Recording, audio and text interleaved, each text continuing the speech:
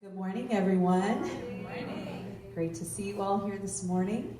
We're going to start with our centering song, so just have a seat, make yourself comfortable.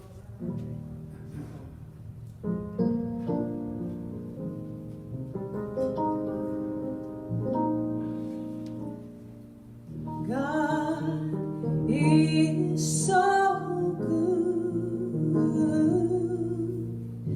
God is so good. God is so good. God is so good to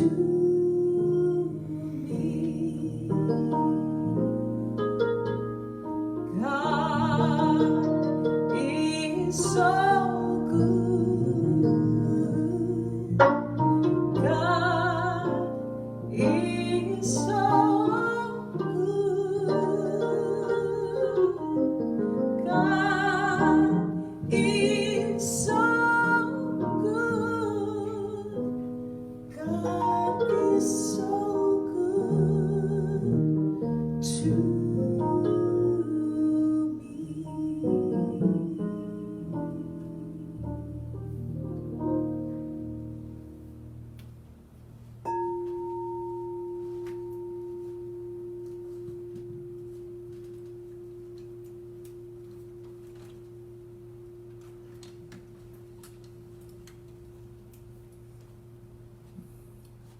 God is so good. God is that presence that is everywhere, on always, the creative force behind everything. It has the aspects of love and joy and peace and harmony, and brings that to me each day. And I know that for our congregation. I know that that presence is with each and every one of us. And so I see that for this day. I see that with joy and love and all that goes with it, recognizing that we truly are all one. There's no separation, not even with the animals and the trees and the water, the air, everything. We are truly one. And so today I see that happening right here as we find that within this very service. And as we gather together and feel that warmth and that energy rise up right now, I am so thankful for it, and so it is. And that is our practitioner of the day, Ann Woodward. Let's give her a little love. A beautiful meditation this morning. Thank you, Ann. And let's say good morning to Danielle and Randy. We're so glad to see you. And I'm Rev Katherine Economou, and it's my joy to welcome you here this morning to the Center for Spiritual Living, Temecula Valley. I'm extending a warm welcome to everyone who's in the room and everyone who's connecting with us through the online, through our live stream. We're so grateful that you decided to join us today. We're here today to once again remember the truth about ourselves and the lives that we are living, and that it's blessed, that we are each a blessed and a blessing to the world. And so we come together in our services and in our classes, and anytime we get together where two or more are gathered, in the midst of that there is love, because that's what the motivating factor for us in this life is. And so I am knowing that this is a day that is steeped in love and in a celebration and an honoring of that, and how it heals and how it nurtures and it supports us, not only as we receive it from one another, but as we give it to one another, as we become that channel of giving and receiving love into the world. We know that things shift and change and are healed. And so I know that this is a day of light and of love, and we are here to celebrate together. And who's not loving that, like, fall has really come to Southern California? Like, it's glorious, right? The light looks so beautiful and the air is so crisp and clear. We had some rain, and it cleared out just in time for me to walk up and do the wedding I had on Friday. It was so perfect for them, and it was just glorious. And so I'm celebrating and honoring the fact that we are really in fall now. So I even put on a fall color because we're ready to go. No more white slabs. We're going to put that in the closet. maybe till next week, and then go forward with some color. There we go. And so with that, we're going to celebrate together. I think we've got a song. We do. Yeah. All right, well, I'm going to invite you all to stand this morning. If you know the words, sing along or clap along. Get your body moving. This is standing on the shoulders. Oh, I am standing on the shoulders of those who've gone before me. And I am following the footsteps of those who led the way. Say it again. Oh, I am standing on the shoulders of those who've gone before me. And I am following the footsteps of those who led the way. Like Jesus and Gandhi and Martin Luther King and Mother Teresa, they all had a dream. We're living and learning from the love they left behind. The candle is still burning now, and we can help it shine. Oh, I am standing on the shoulders of those who've gone before me. And I am following the footsteps of those who led the way. Sing it again. Oh, I am standing on the shoulders of those who've gone before me. And I am following the footsteps of those who led the way. Every time I stumble and every time I fall, I think of all their sacrifice and my problems seem so small. The road has been well paved with the dues they all have paid. I hear their voices calling me to reach a higher place. Oh, I am standing on the shoulders of those who've gone before me. And I am following the footsteps of those who led the way. One more time. Oh, I am standing on the shoulders of those who've gone before me. And I am following the footsteps of those who led the way. And I am following the footsteps of those who led the way.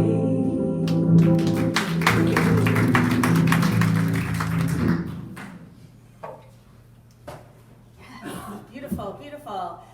Feels good to move the body in the morning, doesn't it? It's great. Let's get up and move in a little bit. I love that. And so we're going to move into our spiritual practice now, our moment of gratitude. And so I'm going to invite you to just close your eyes and take a breath and get centered in your seat here for just a moment. And inspired by our congregational song this morning, let's move into gratitude. Let's call up some gratitude today for those who did lead the way.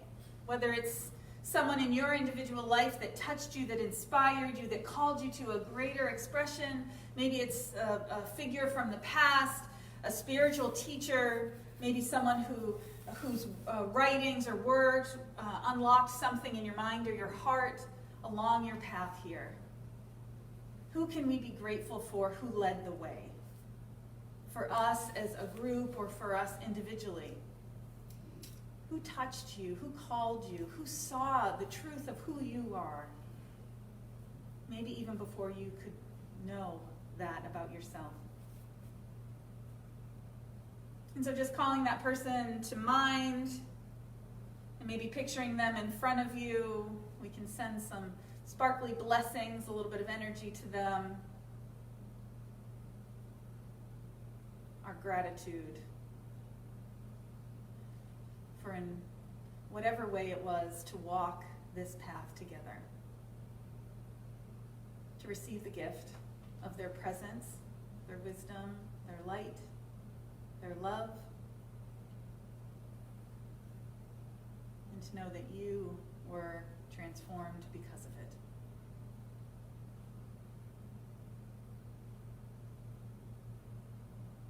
And then taking a deep breath and letting that gratitude just fill you. Again, expanding out into the space around you as we move through this day steeped in gratitude. And when you're ready, you can come on back and open your eyes. And just allow that gratitude to lead the way today. And so we'll have our reading with Ann Woodward. Actually, Ann, since you're here, I'm going to invite you to start before your reading if you want to talk about gifts of spirit. Oh, you want? sure. Do you want to say a little something Sure. about that? Gee, I didn't know I was going to get the opportunity, but our Gifts of Spirit meeting is Tuesday night. Yes. Everybody should come. I mean, that may be a little selfish on my part, but you should all come because there's always some gift you can find. And it's going to be a support. We're talking about doing some really neat things with our group.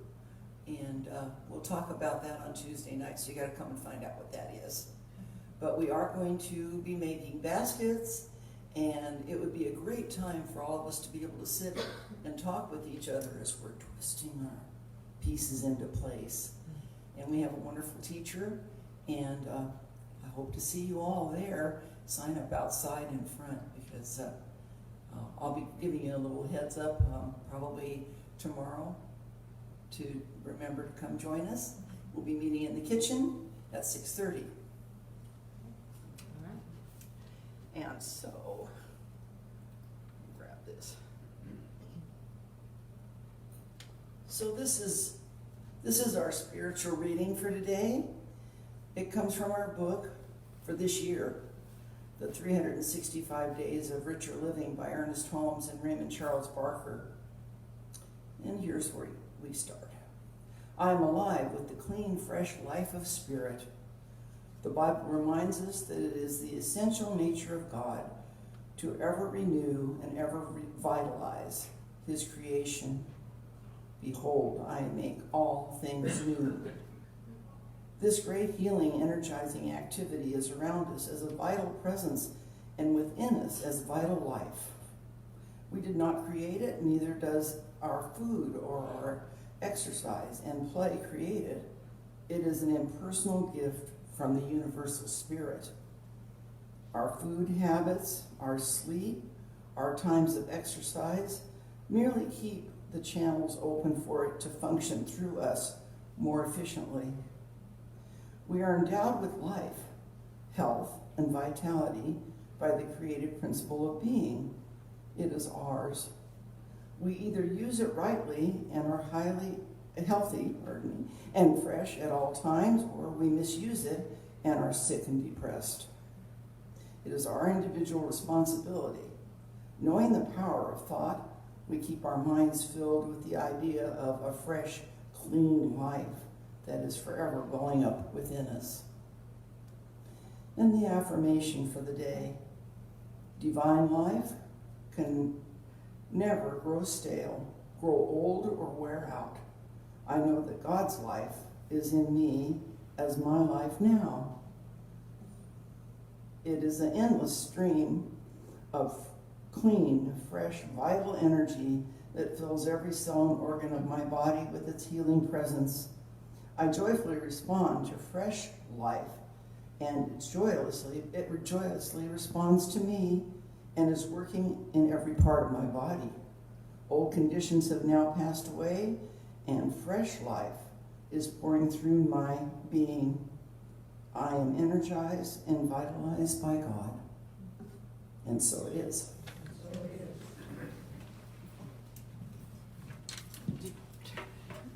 All right.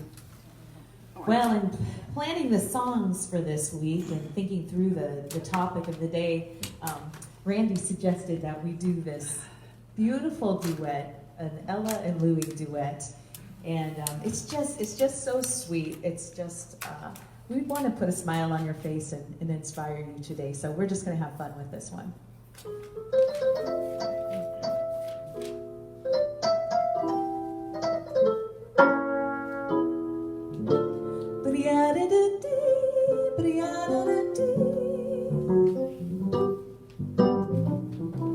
stars shining bright above you. Night breezes seem to whisper, I love you. Birds singing in the sycamore trees. Dream a little dream of me. Say nighty-night and kiss me. Just hold me tight and tell me you'll miss me while I'm alone and blue as can be. Dream a little dream of me. Stars fading, but I linger on, dear. Oh, how you linger on. Still craving your kiss. How you crave my kiss. Now I'm longing to linger till dawn, dear. Just saying this. Give me a little kiss, sweet dreams, till sunbeams find you. Sweet dreams that leave all worries behind you. But in your dreams, whatever they be, dream a little dream of me. Stars fading, but I linger on, dear. Still craving your kiss. Oh, yeah, I'm longing to linger on, dear. Just saying this, oh, sweet dreams, dreaming Till sunbeams find you, keep dreaming.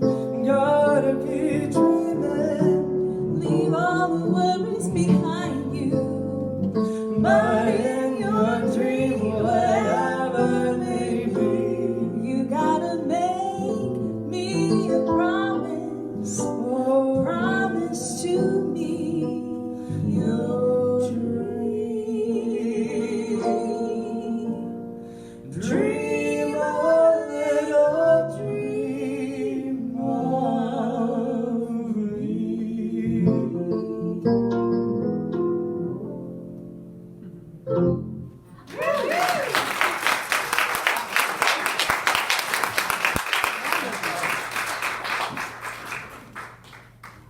And that is Danielle Tucker and Randy Martino Chai.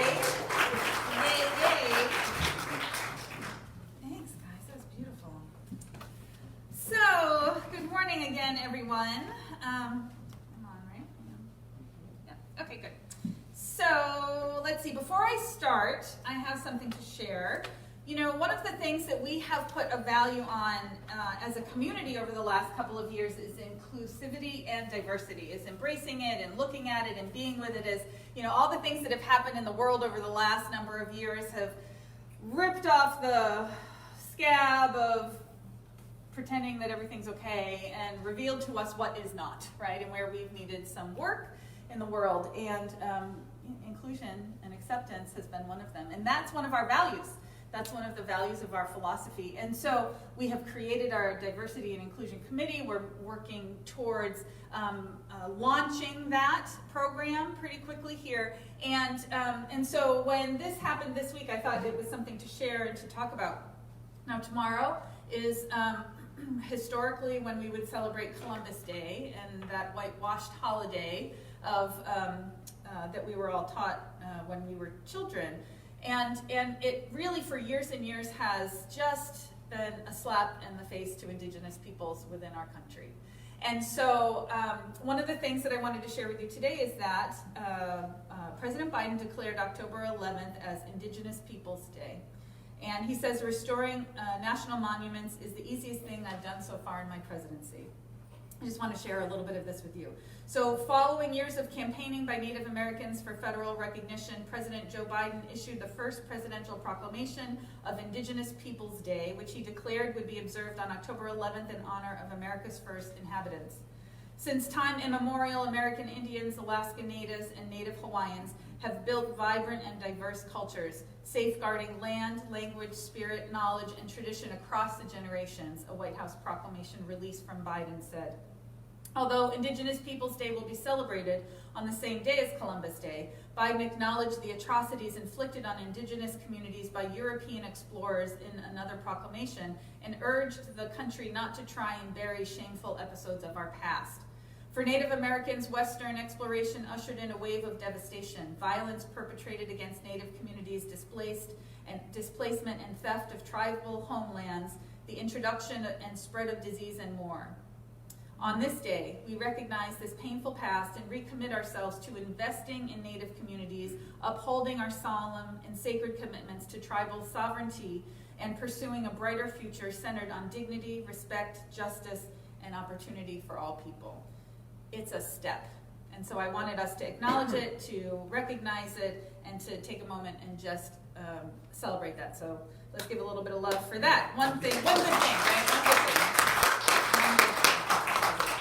So we are going to know that this is the beginning of a wave, right? Of a wave of awakening, a wave of acknowledgement. We don't want, the idea that we need to sit with what has been is uncomfortable. And that is true, that we have to acknowledge and take responsibility. And this is the same that we do in our own spiritual life, right? I'm going to talk about this in about 10 minutes. But that part of our own personal spiritual path is taking responsibility for kind of the stuff that we messed up when we were asleep, right? The choices we made when we were not kind of aware that we affected other people. And so sometimes we do things not really realizing it, and then we carry shame around for the rest of our lives for that.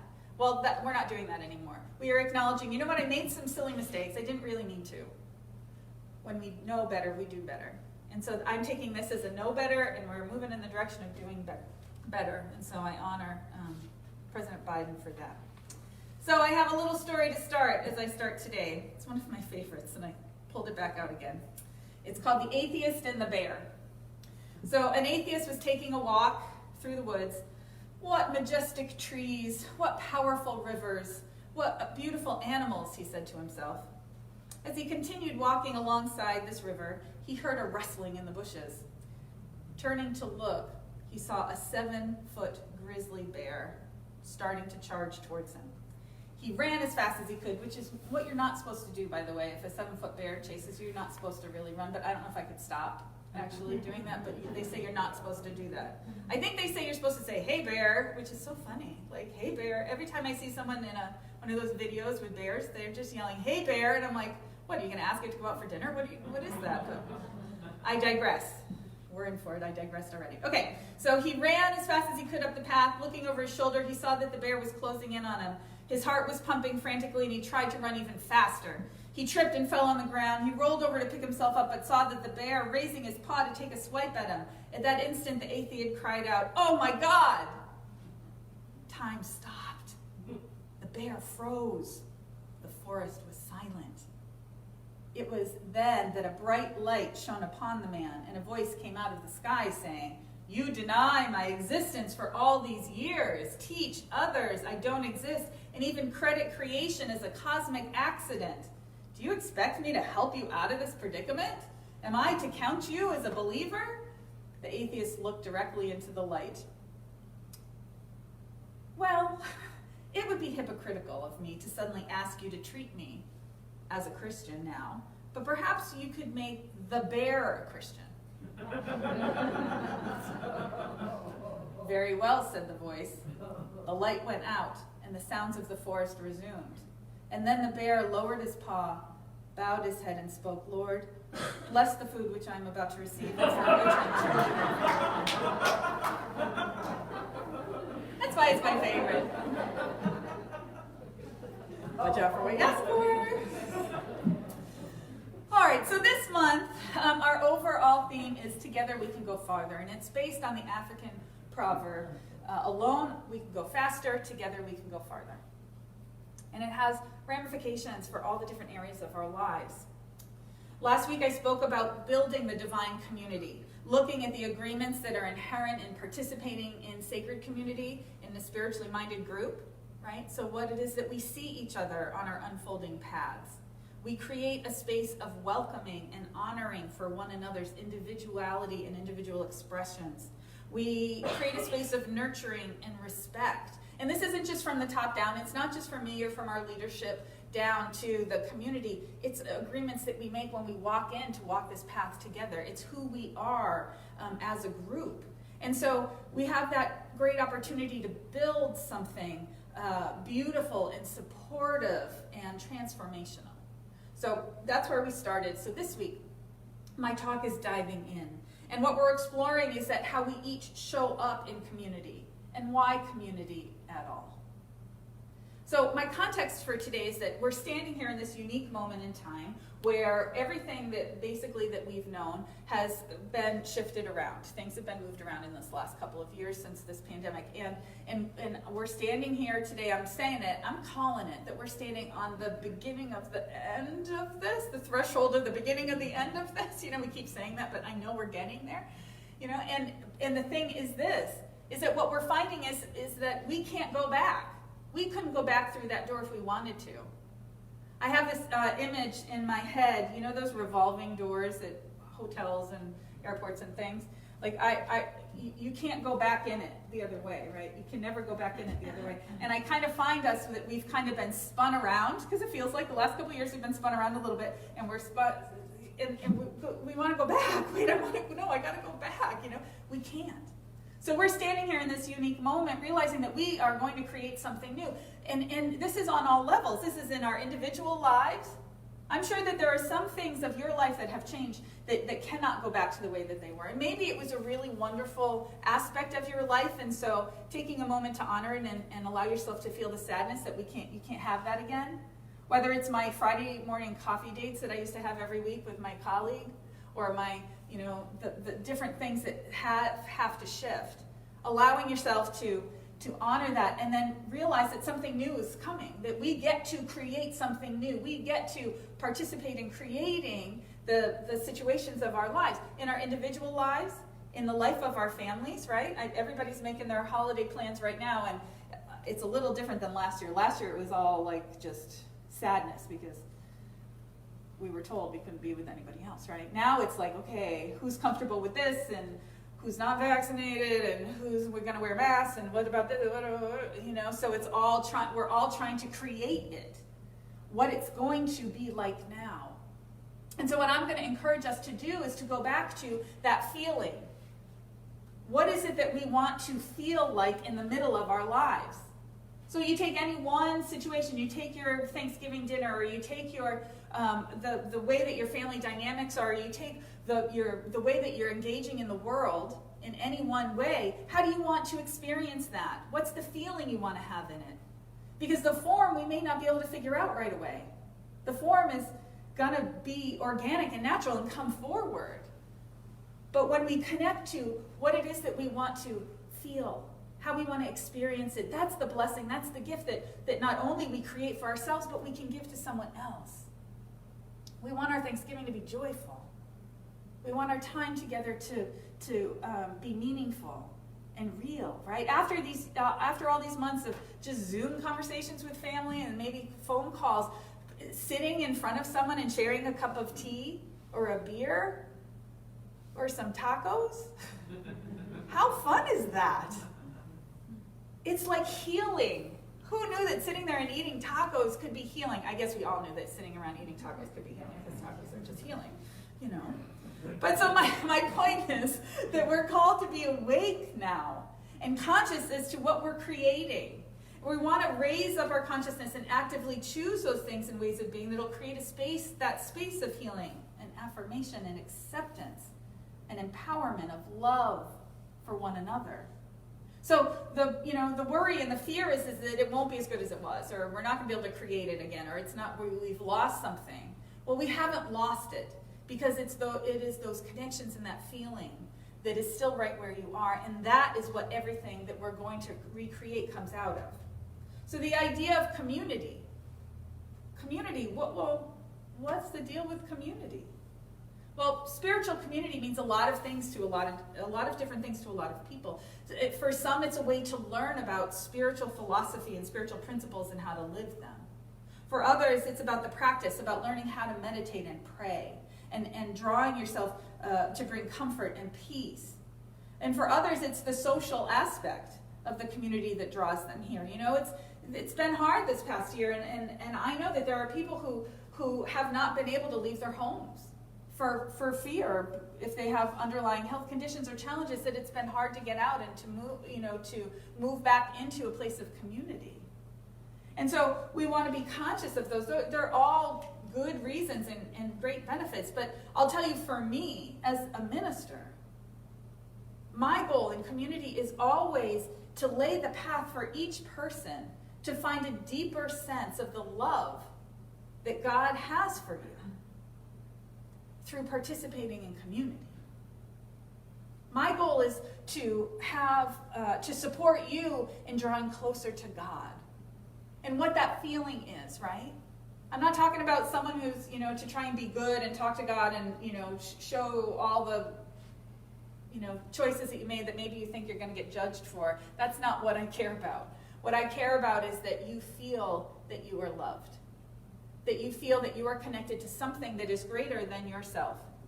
Because we are. And in those, there are moments when we can get to that place where you just have that feeling, right? And I've talked about it so many times that I keep thinking of different kinds of experiences that I can't, standing in front of the ocean, standing on a mountaintop, hugging a tree. The other night, did you see that sliver of a moon come up with the red glow? It was the most glorious night I've seen. Right? Those are the things that get me to realize that there's something bigger in this world, in this life, and I'm part of it. My goal is for you to have that feeling on a regular basis. And my reasoning for that is that when you are out in your life and feeling separated or feeling sad or feeling lost, or this world gets crazy and, everyone's doing what they're doing, that you still have that feeling that there's something greater there right where you are. So that you don't feel cut off, that you don't feel completely lost. Because we are moving into a period of time where depression is higher than it's ever been. And loneliness, depression and loneliness.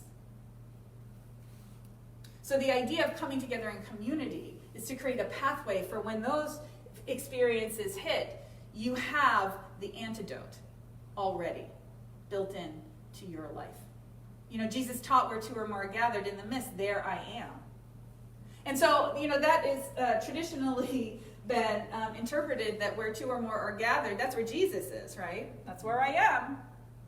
But when you look at it from a biblical interpretation position, what he says is, where two or more are gathered in the midst, there I am, the I am. It's capital A-M, I, capital A-M. There I am. The I am is the infinite. The I am is that infinite Father, that presence, that power that we call God. So when two of us get together, in the middle of that, God is right there. And what it also speaks to me is that something happens. There's a spark. And so that's why it feels so good coming back to community. That's why it feels so good being in person with people of like mind and like intention. That's why, and it doesn't matter if we're here on a Sunday, if we are in a class, if we are online in one of our Zooms, or even if we run into each other at Trader Joe's. Because let me tell you, that's where I run into most congregants in Temecula, is at Trader Joe's. I'm glad to know you all deal with that parking lot at Trader Joe's. I don't like that parking lot at Trader Joe's, but I still go. So that's where I see people. But even in that moment, there's a spark that happens. There's something, a recognition. I see God in you. And you see God in me. And so that there's something that's magical that happens when we are together in community. Like I said, loneliness is rising, even before the pandemic hit.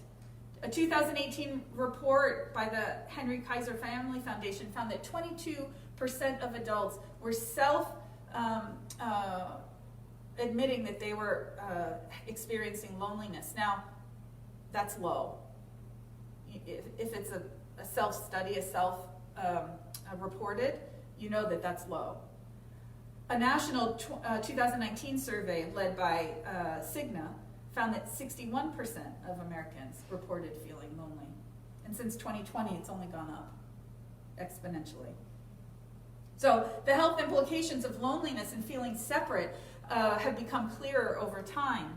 According to the research of Julian Holt Lundstad, a professor of psychology and neuroscience at Brigham Young University, said the heightened risk of mortality from loneliness equals that of smoking 15 cigarettes a day or being an alcoholic, and exceeds the health risks associated with obesity.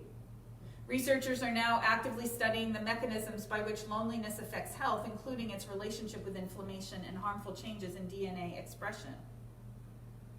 Social media and technology have created what they're calling a false sense of intimacy. We've all heard of it. It can bring us together, right?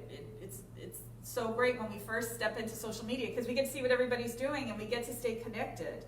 But it's actually designed to tear us apart. And we learned about that. If anybody listened to the news in the last week, we learned that Instagram and Facebook actually is there to tear us apart. That's what it's logarithms, is that right? Yeah, logarithms are actually geared towards getting us to be more divisive because that's where we're more energized and that feedback loop happens.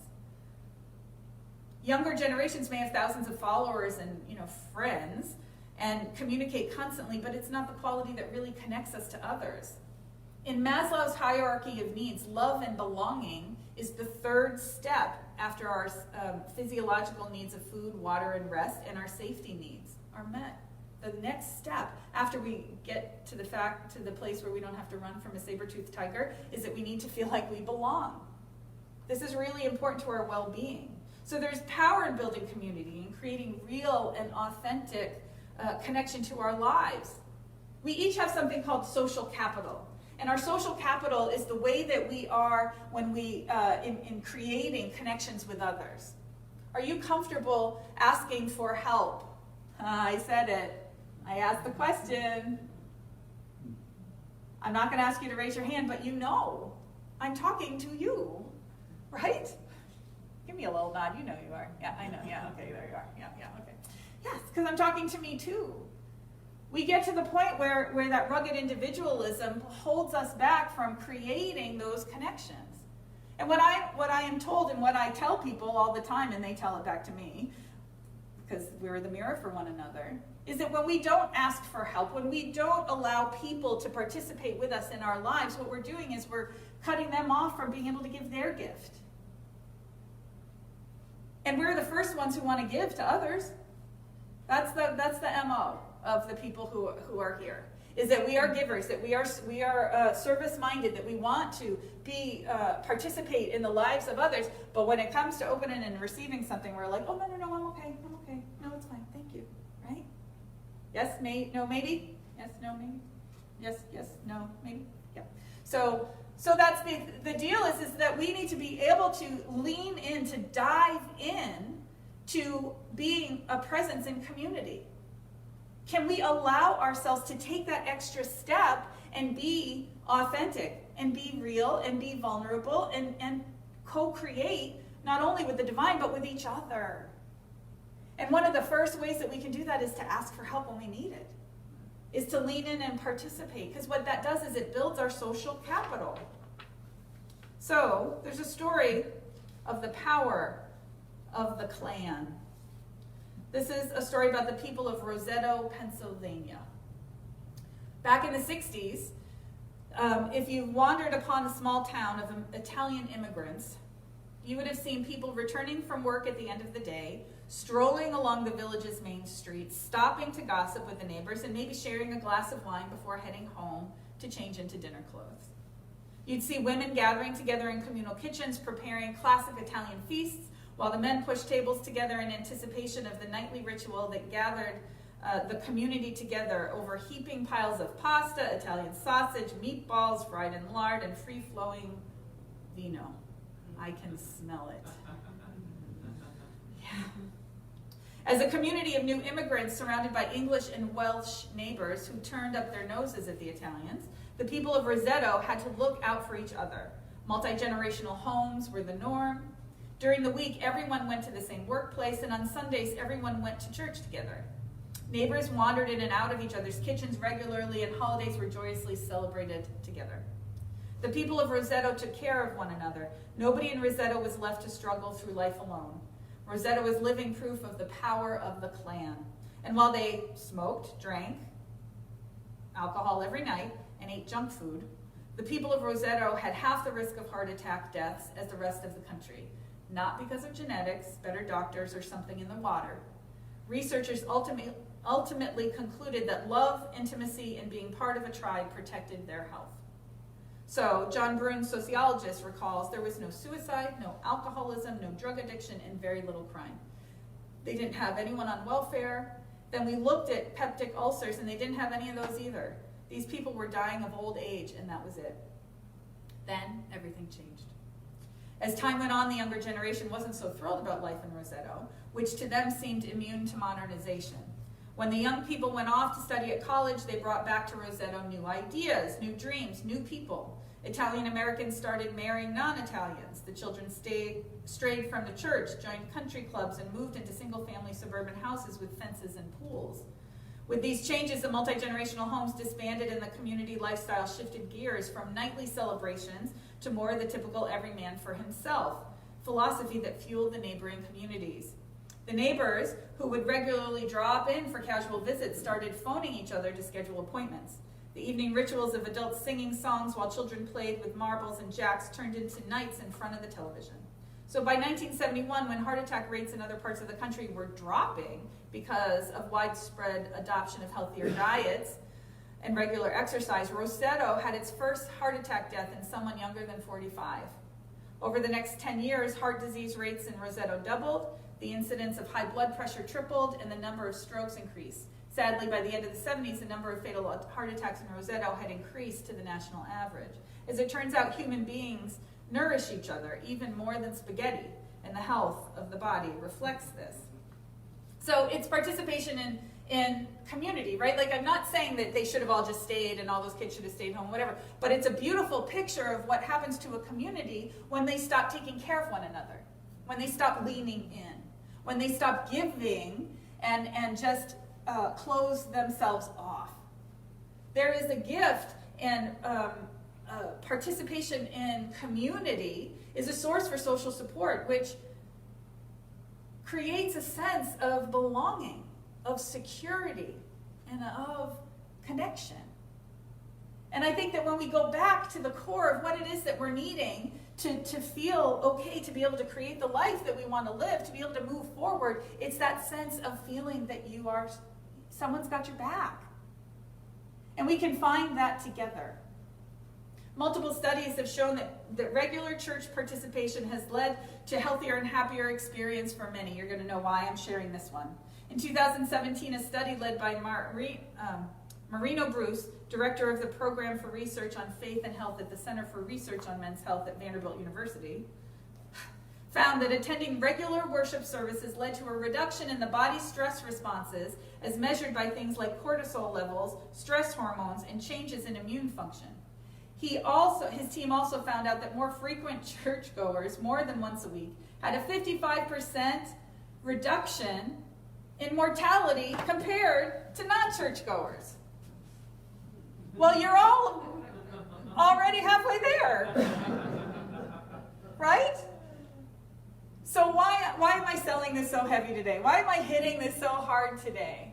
Because we're in this moment of recreation, of figuring out who we're going to be as a spiritual community. We are not the CSLTV of 15 years ago, or of 10 years ago, or of 18 months ago. We are a new spiritual community, and what we are doing is having all of these conversations on all these different levels about who we want to be in the world and how we want to be together. You know, things are changing, things are shifting, and I've said it forever. People have told me forever, church is dying, and I'm like, please stop saying that, because this is my job. It's not dying, but it's transforming. It's definitely going to transform, and we're in the middle of that. I have no idea what it's going to be like right now, but what it will end up being like. But what I know is that together we can figure out how what the spiritual need is, right? What is the spiritual need that we have, and how can we fulfill it? So whether it's social, whether it's philosophical, whether it's connection, whether it's the spiritual practice piece, I want us all to be conscious and to start to wake up to not only what it is that we want to receive from our spiritual community, but what can we give to it? Because if we are called to dive in, which I'm calling you to dive in, if we are called to dive in together, we can create that beloved community I talked about last week. We can create heaven on earth here, what that heaven looks like to us. And be a light, be a beacon out into the world. Because let me tell you, the spiritual path is a lonely path. It's an individual path. The actual spiritual path is what you walk yourself. You came into this world alone. You are greeted by people who hopefully cared for you and loved you the way that you needed. And when we walk out of this life, we're going to step out of this life again. We're going to step out alone. And no matter how connected we are, there's a piece that we have to be conscious of, that it's just us and God. But what makes that a little bit easier to handle is when we're walking with people who see things the same way that we do. Who can tell us that you are perfect just as you are. And everything that you're experiencing is there for your blessing. Even the challenging things. Ernest Holmes, the founder of religious science, said that we are each an inlet and an outlet for God. And so what that means is that the divine flows through us out into the world. That's the service that we've come here to give. That's the light that we've come here to be. And whether it's a big talent like the glorious musicians that we have, the beautiful voice that Danielle has, and the amazing talent that Randy has, or whether it's your prayer, or whether it's your a way that you cook a glorious meal for your family, or you make someone laugh in line at the DMV. Have you ever tried to do that? That's hilarious. That's a great pastime. I've thought about that because I'm here during the week of just walking over there and just like either handing things out? No, it's voting lines. I can't hand things out. No, to hand things out or to like go and say hi, or whatever to the people waiting online. That's your blessing that's the gift that you give to the world. Everybody has one. But we get to give that. We get to do that when we're in community. When we move forward that way. So that's why there are benefits for us not only to participate but to dive in at this moment. One of my favorite authors came out with a new book this week. John Pavlovitz is a progressive Christian author who you may have remembered a couple years ago. I went up to check him out to see if he was the real deal. I flew up to Portland to see him speak, and he's the real deal. And he came out with this book, and I'm so mad because I wanted to write a book that had this title, If God is Love, Don't Be a Jerk. Right? I was like, I think that's the story that we all need. And so what he talks about is how difficult, he mentions how, what he says is this, I'm just going to read his words. To admit our questions, to inventory our struggles, and to attend our burdens. This is community. We are all in a process of deconstruction, reconstruction, or straight up demolition of our former faith. You are in emotional growing pains of adult spirituality. The emotional growing pains of adult spirituality. What this means to me is that we are defining our God and awakening to what life is really all about. We are moving deeper, below the superficial layers of life to what's real, what's true, and what's important. That's what we're really doing. And so I want us to take a breath on this because that's what we're trying to do as we walk our spiritual path. And he reminds us of that scene from The Matrix when the master Morpheus says to the protege Neo, he says, there's a difference between knowing the path and walking the path. We are called to walk this path.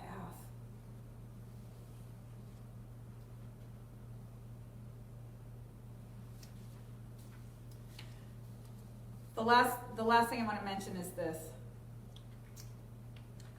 I've always been inspired by redwood trees. And what I found is that, these 350-foot tall trees, these ginormous, beautiful trees, you would think that they would need deep roots, right? We would think that their roots would be deep, but it's not the case at all within the Sequoia sempervirens. Oh, I screwed it up. The sequoias. I'm not going to try it. I had it. So redwood tree roots are very shallow, often only 5 or 6 feet deep, but they make up for it in width, sometimes extending 100 feet from the trunk.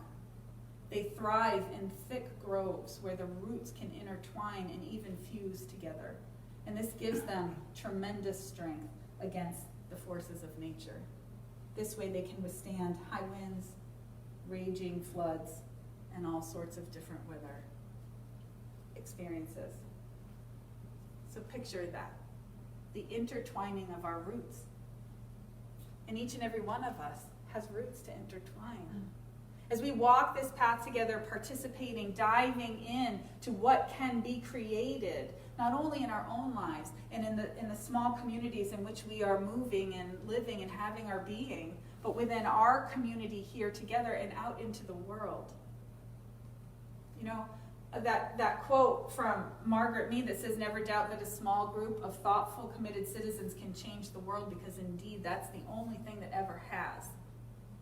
Well, we have an opportunity right now to create a safe, sacred space for each of us, not only to blossom, to grow, to express our hearts and our way of being, but we can create a light to call forth to all those who are hurting, who are lonely, who feel separate. And we do that by reaching out, by just being who we are. When we have that inspiration to call that person, call them on the phone. This is the time to really do it. Because people, as we're getting back into life, what I'm finding is that everybody thinks that everybody's back at it and they're doing okay. This is when everyone's hurting even more. And so call that friend that pops into your head. Write that little note. Take that extra step to be the blessing. And when you are in a place of need, pick up the phone. Call a practitioner. Call a friend. Call someone for prayer. Because that, when 2 or more are gathered, that divine spark is going to remind you that you truly are never alone. Because this is a divine life unfolding, and you are divinely supported and loved because you are the expression of God. And in that way, all unfolds in joy and in light. And so it is.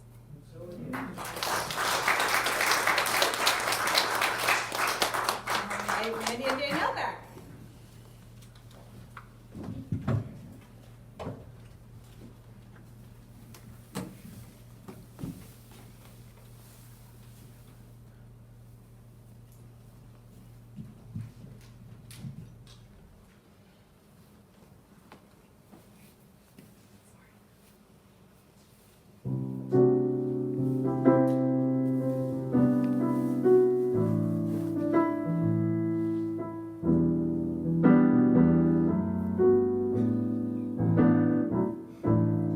Use me, oh God, I stand for you, and here I'll abide as you show me all that I must do.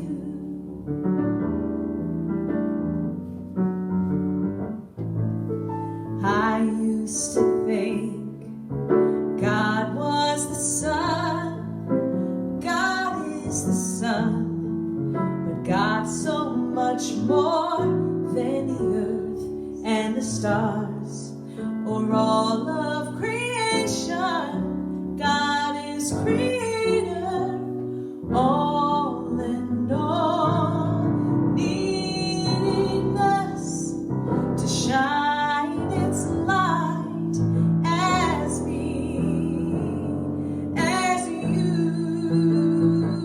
So use me, oh God, I stand for you, and here I'll abide as you show me all that I must do.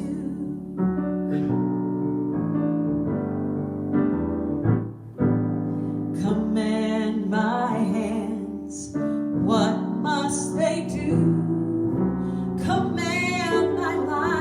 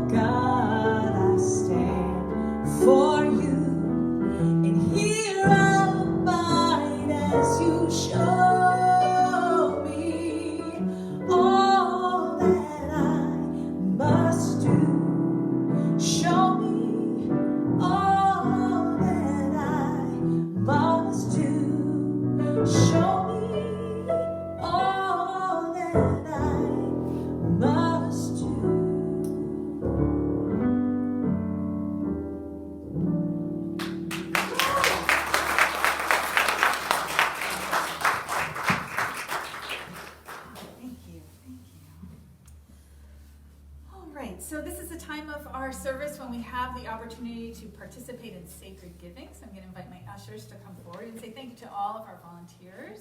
And remind everyone that we are gathering more volunteers. As we gather volunteers, we're able to do more things. We need volunteers to run our PowerPoint so we could put the song lyrics back up. If we have someone who wants to volunteer to do that, and we have other little things that we can start to do again, if we're ready to dive in and start to participate. You see where I'm bringing it full circle, right? Yeah, that's how we do this. But I want to thank everyone who continues to support us financially. Again, we have been in this period of time where we're trying to realize and operate within our budget, and we are in the process of finalizing this week our the technology that we're about to purchase, and we're getting all of the different pieces together to have the board approve it and to start doing that. And so we had this really wonderful donation that came in, and then all of the Sunday giving kind of faded off a little bit.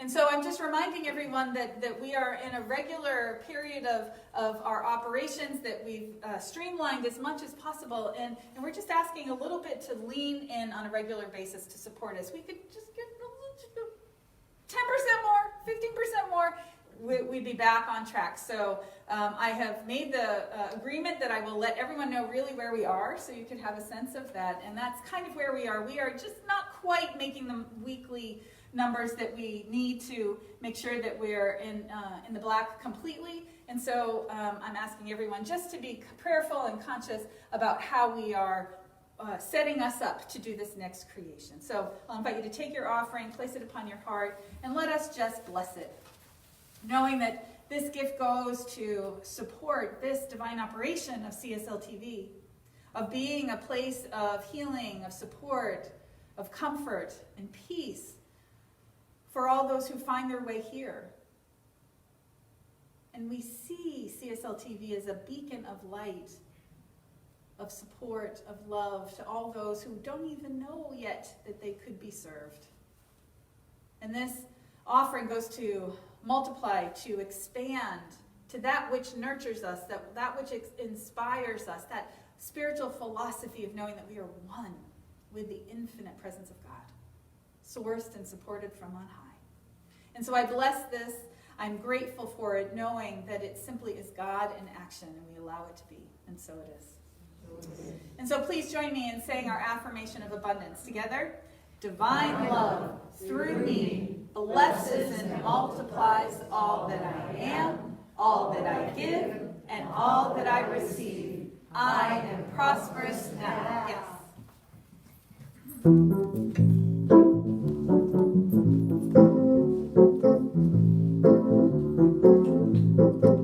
God is my source, God is my power, God gives me everything I need. So I give thanks for all my blessings, God gives me everything I need.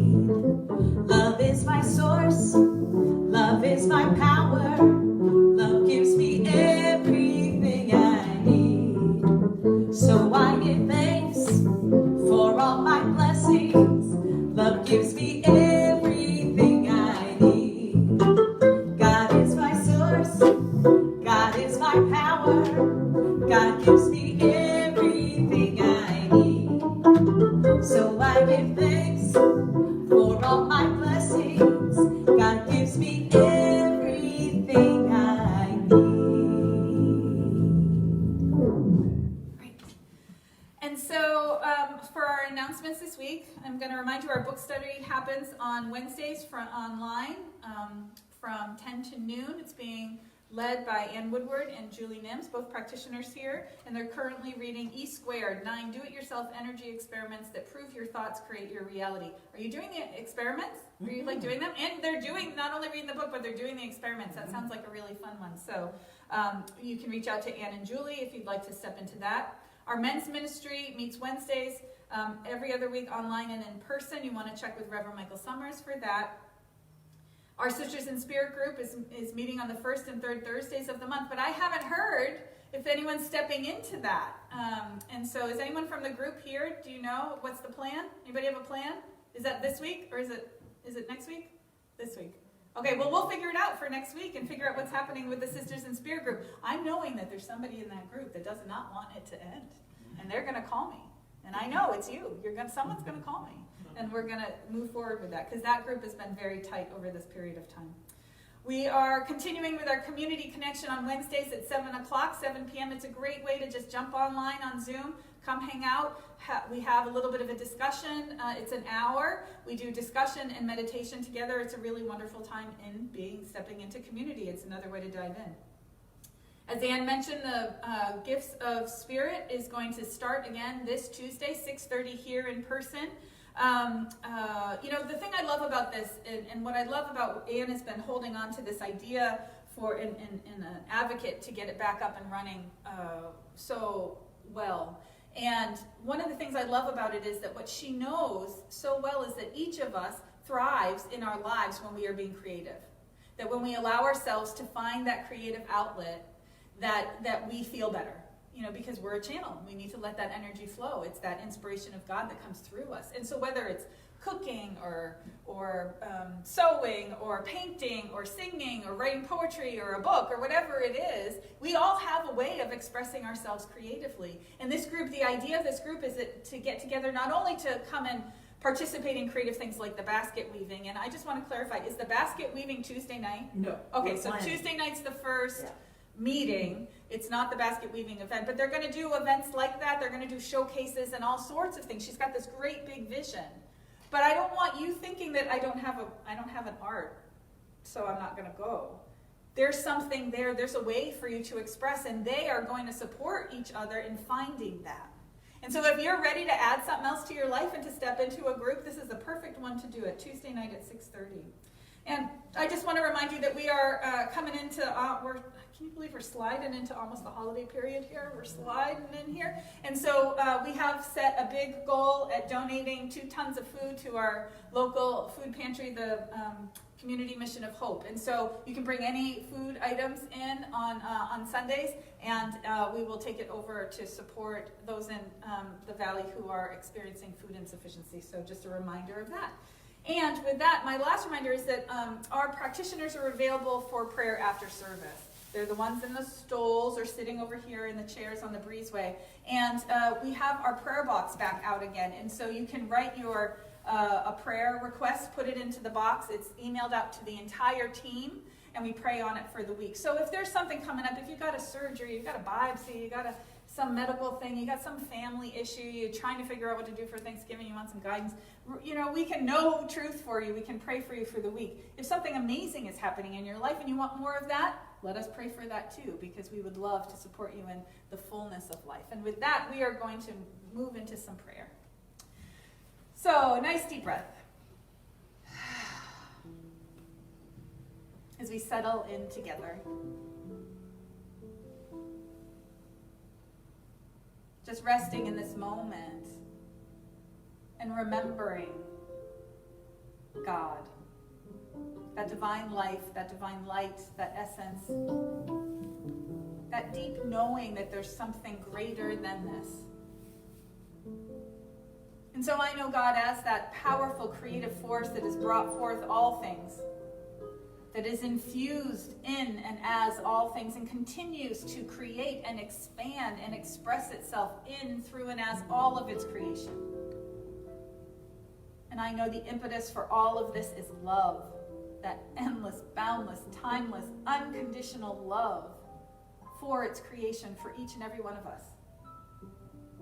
And so as we are channels of that, as we are connected to it, I know that as we move through our days, that we are all channels of this love for ourselves, for those around us, and those people we pass through the day. And the world is a better place simply because we've walked through it. Remembering that beneath all of it, as we dive in, as we dive deeper into the truth of our being, into the truth of the experience of this life, we let go of those superficial ideas and that the reactive nature of the self and move into the presence of the beingness. We allow the gifts of God to flow to us and through us out into this world. And so I know for anyone who's carrying anything heavy in their mind or their heart, their body, or their lives, I know that we simply surrender it into this space of healing, of light. We shine the light of God upon it. And anything less than whole, less than perfect, less than light simply fades away. And what reveals itself, what comes forth, is that powerful presence, revealing wholeness, harmony, and peace. And our lives align to that truth, to that light. And so I bless it. I give thanks for it. I know that those prayer requests that have been put in the prayer request chest are answered already simply because God is there even before the request is made. It is already activated. And so as God never gets old, never gets tired, that energy, that essence is alive within each and every one of us as we move through this day and this week to dive in to the powerful presence of this life. And so I give thanks for it. I see it, I honor it, I celebrate it, and simply allowing it to be, I surrender my word and know that all is well, for God is here. And so it is.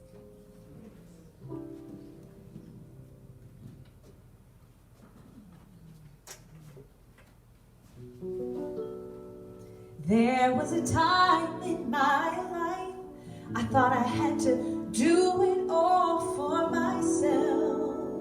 I didn't know the grace of God was sufficient.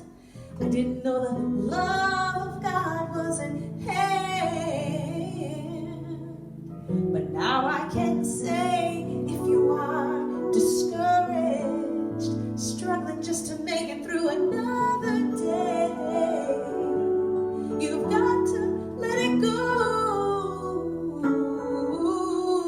And this is what you've got to say. I release and I let go. I let the Spirit run my life, and my heart is open wide. Yes, I'm only here for God. No more struggle, no more strife. With my faith I see the light. I am free in the Spirit. Yes, I'm only here for God. Said I release and I let go. I let the Spirit run my life, and my heart is open wide. Yes, I'm only here for God. No more struggle, no more strife. With my faith I see the light. I am free in the Spirit. Yes, I'm only here for God. Let's hear you. I release and I let go. Let the Spirit run my life, and my heart is open wide. Yes, I'm only here for God. No more struggle, no more strife. With my faith I see the light. I am free in the Spirit. Yes, I'm only here for God.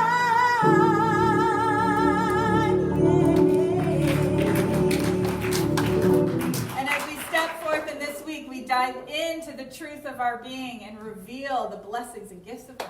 So it is.